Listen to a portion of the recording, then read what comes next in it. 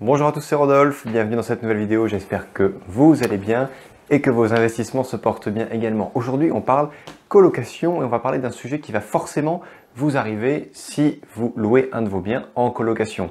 C'est la répartition du montant de la taxe d'habitation entre colocataires. Il faut savoir qu'il y a beaucoup de gens qui ont des méthodes différentes pour répartir cette charge sur les colocataires, sachant qu'en principe, le propriétaire n'a pas à mettre son nez à l'intérieur. Sauf que vous, puisque vous êtes un investisseur intelligent, vous avez envie que ça se passe bien, et si vous voulez que ça se passe bien, il va falloir mettre un petit peu votre nez dans les affaires de vos colocataires. Alors, il faut savoir que moi, j'exploite plusieurs appartements qui sont en colocation. Pourquoi? Parce que ça permet déjà d'avoir une rentabilité bien plus élevée par rapport à une surface.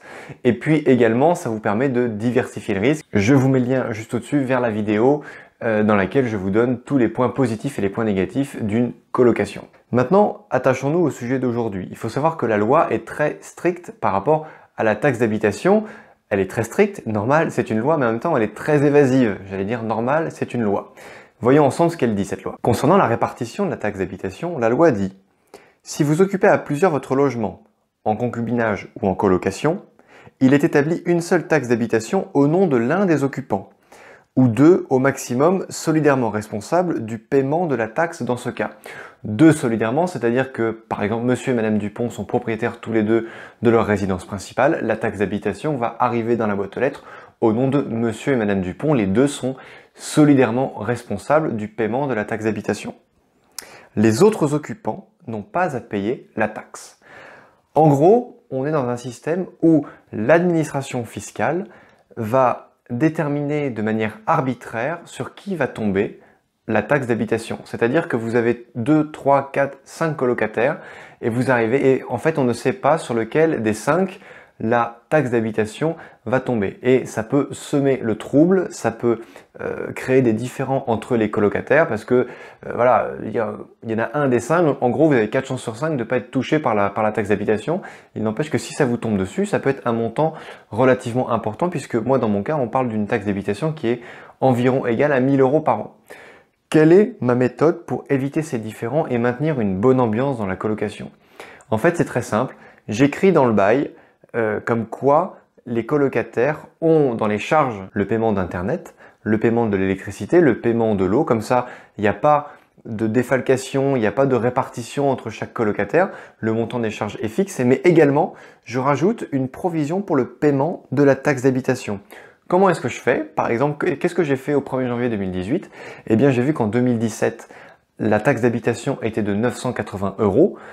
Elle augmente en général entre 1,5 et 2% par an. Donc, si vous faites 980 € plus 2%, vous êtes à 999 €. On va arrondir à 1000.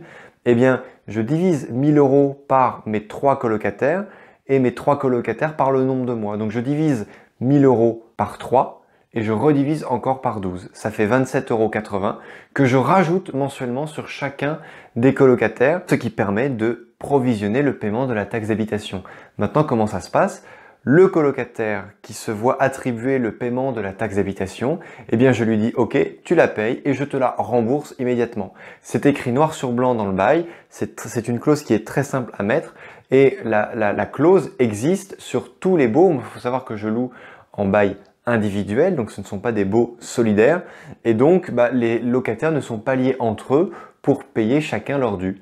Donc c'est la manière que je fais. Dites-moi dans les commentaires si vous faites d'une manière différente. N'hésitez pas à apporter votre pierre à l'édifice des investisseurs intelligents. Et surtout, je vous en prie, dites-moi si cette vidéo vous a plu, sinon donc likez-la ou ne la likez pas, ou alors mettez un dislike si elle vous a déplu. Mettez-moi un commentaire, dites-moi comment vous faites et puis surtout n'oubliez pas de vous abonner à la chaîne, vous cliquez juste en bas à droite et toutes les semaines vous aurez un petit peu plus de contenu. N'oubliez pas que vous avez le droit de me poser des questions et je dédie une vidéo tous les jeudis à une question que vous aurez posée. N'oubliez pas que pour que je puisse vous faire une vidéo du jeudi, il faut que vous soyez abonné absolument. Je vous dis à très bientôt pour une prochaine vidéo. Ciao!